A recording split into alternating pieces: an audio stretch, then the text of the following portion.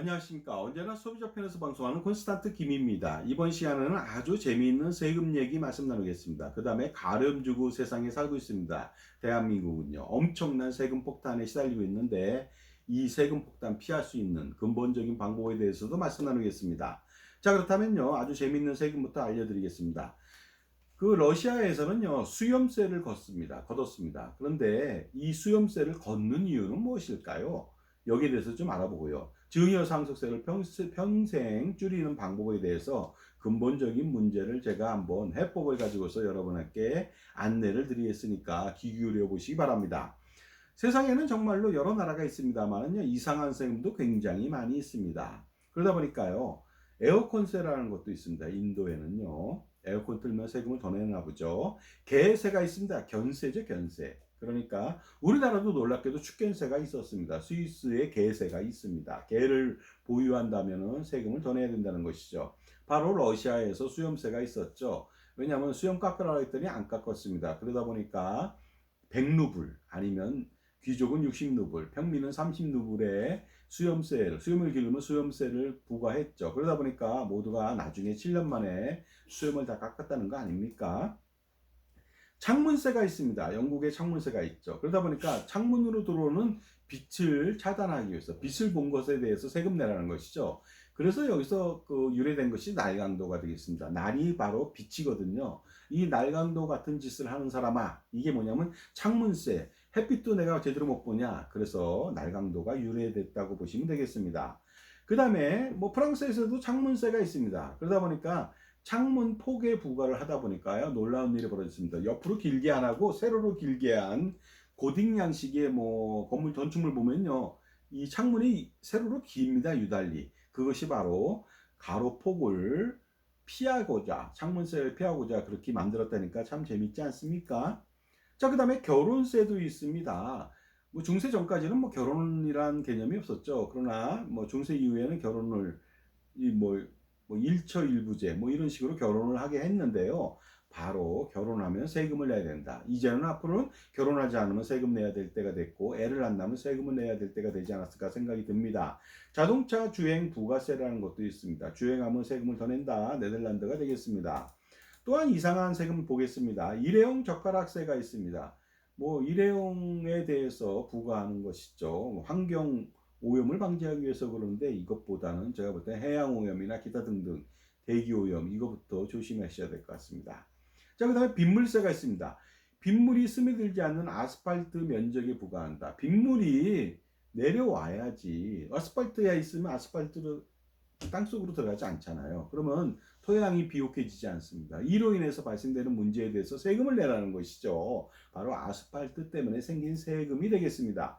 방귀세도 있습니다. 에스토니아에서는. 바로 그 소가 만약에 트림을 하거나 방귀를 뀌면 메탄가스가 엄청나게 많이 발생되면서 어떻습니까? 오존층이 파괴된다고 하지 않습니까? 그러다 보니까 일리 있는 말이 아닐 수가 없습니다. 라떼세가 있습니다. 영국 스타벅스에서 일회용 컵에 대해서 부과를 합니다. 근데 커피라고 하지 않고 라떼라고 하네요. 라떼라고 하는 것은 뭐 그 커피에다가 우유를 탄 겁니다. 카페 올레라고 하죠. 그것이 바로 라떼가 되겠습니다. 자, 그다음에 포구세가 있습니다. 마찬가지가 되겠습니다. 비가 많이 온다면은 세금을 더 내야 된다. 그 빗물세랑 비슷하다고 보시면 되겠습니다. 이보세가 있습니다. 낚시하는 경우도 너 세금 내라, 이거죠. 당연하다고 볼 수가 있습니다. 그 다음에 입탕세가 있습니다. 뭐냐면은 욕탕에 들어가면 세금을 내야 된다. 물론 그 우리 과거에는 이렇게 세금을 내는 곳도 많이 있었습니다만, 어쨌든 간에 목욕탕은 뭐냐면 법인세나 아니면은 뭐 사업소득세를 당연히 내야 되겠습니다. 계속해서 이상한 세금 알아보도록 하겠습니다. 환경세라는 게 있습니다. 몰디브에는 입국 관광객한 테 부과합니다. 몰디브가 점점 가라앉고 있지 않습니까? 그것을 보존해주기 위해서 그런 것 같고요. 숙박세, 관광세가 있습니다. 이탈리아는 워낙 관광대국이라고 그런지 숙박세, 관광세라고 별도로 부과하고 있습니다. 가발세라고 있죠. 탄자니아에서 가발을 쓰면 세금을 더 낸다. 문신세, 피어싱세가 있습니다. 물론 이 문신을 하거나 피어싱을 했을 때 그 기본적으로 이것도 사업이다 보니까 사업소득세를 떼고 뭐 법인세를 뗄 수도 있습니다만은요, 이렇게 세금을 별도로 떼는 것 같습니다.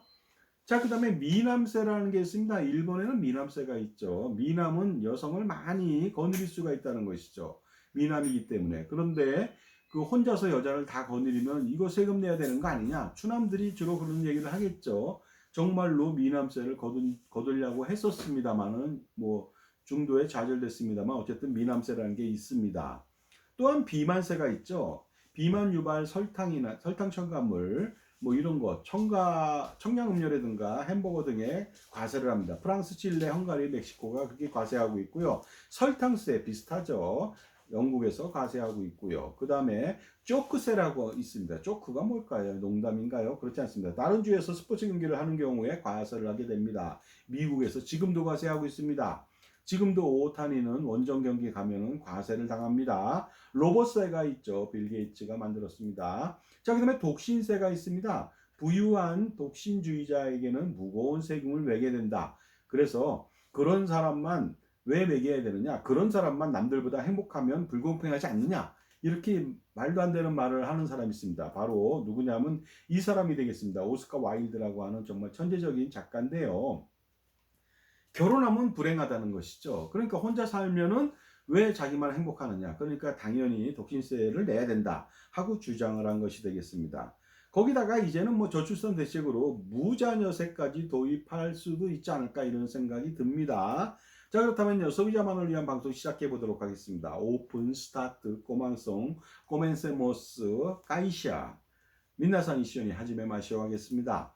수염세 다시 한번 말씀 나누도록 하겠습니다. 러시아에서는 수염을 깎으라고 했는데요. 서구의 문명화된 사회의 문화를 바꾸고자 했죠. 하지만 그 농경사회였던 그 러시아 좀 낙후되지 않았습니까? 수염 깎으라고 했더니 깎질 않았습니다. 그러다 보니까 깎으라고 세금을 매긴 것이죠. 100루블을 매겼습니다. 일반 무슨 뭐 상공인이라든가 귀족들이요. 고급 귀족들이죠. 일반 귀족은 60루블, 평민들도 30루블을 매기다 보니까 나중에 못 견디고 7년 만에 모두 다 수염을 깎아버렸습니다. 세금 내기 싫어서 수염을 모조리 깎았죠. 하지만 이것은요, 제가 볼 때는 수염세가 세수가 줄어들었다 이렇게 생각하면 안 되겠습니다. 왜냐하면 수염세는 줄어들었죠. 하지만 다른 유발세금이 엄청나게 수백 배 더 들어왔습니다. 교묘한 세금이 아닐 수가 없죠. 이것이 바로 세금 징수의 정수가 아닐 수가 없습니다. 왜냐하면 수염을 깎아야 하니까 가위나 면도기, 기타 면도용 물품들이 엄청나게 필요하겠죠. 이것을 제조하는 회사들이 엄청나게 떼돈을 법니다.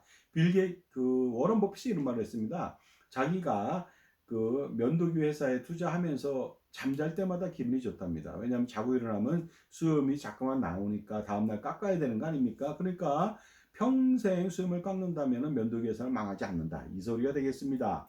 그러다 보니까 수염세는 걷지 못하지만 유발세금은 엄청나다 이거죠. 바로 가위, 면도기 이런 것들 제조업체가 엄청나게 발전해가지고 법인세 같은 경우를 엄청나게 낸다는 거 아닙니까? 거기다가 직원을 고용해야 되잖아요. 그렇다면 소득세, 부가가치세, 기타 세금들 사람들이 부유해진다면 정말로 쓰는 것이 엄청나게 많아지겠죠. 우리나라도 25개의 세금이 있는데 돈이 많으면 다 그거 세금 내야 됩니다. 그러니까 수염세라고 하는 것은 물론 러시아 사람이 그걸 기대하지 않았지만 제가 바로 꿈보다 해몽입니다만은요 유발세금을 훨씬 더 많이 유발했다고 보시면 되겠습니다. 그러니까 수염세가 일반적인 사람은 수염을 깎으면 세금이 없네요 생각하지만 절대 그런 것이 아니죠. 왜냐하면은 수염세라고 하는 것은 그거 수염을 깎음으로써 더 많은 세금을 바로 창출했다고 보시면 되겠습니다.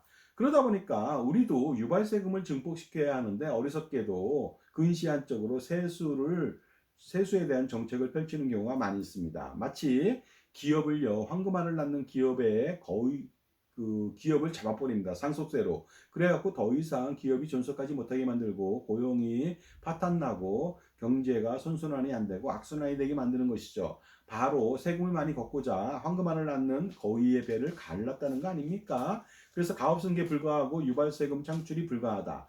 정말로 세금을 많이 내는 기여도가 높은 것은 개인, 가게, 정부 이거 아닙니다. 바로 기업이 되겠습니다. 기업이 25개 세금을 심지어 관세까지 낸다는 거 아닙니까? 그리고 더 중요한 것은 경제 발전의 주요 그 팩터라고 할 수 있는 기여자가 있습니다. 그것은요, 가게, 개인도 중요하겠습니다만 그것보다 정부도 중요하겠습니다만 그것보다 말도 안 되게 경제 발전의 최고의 기여자는 바로 기업이 되겠습니다. 근데 그 기업의 활동을 배를 갈라버린다. 그거 말도 안 되는 거죠. 마찬가지로 수염세처럼 교묘하게 세금을 이용해야 됩니다. 그러니까 기업을 그 활동을 촉진시켜서 더 많은 세금을 걷고자 하는 것이 정말로 현명한 그 정책 이반자의 판단 아니겠습니까? 그리고 모두가 다 좋아하는, 교묘하지만 모두가 다 좋아하는, 모두가 행복한 그런 모습이 아닌가 생각이 듭니다. 따라서 기업을 키워야 소위 더 많이 잡아먹을 수도 있고, 속된 말로요, 더 많은 세금을 거둘 수도 있다는 거 아닙니까?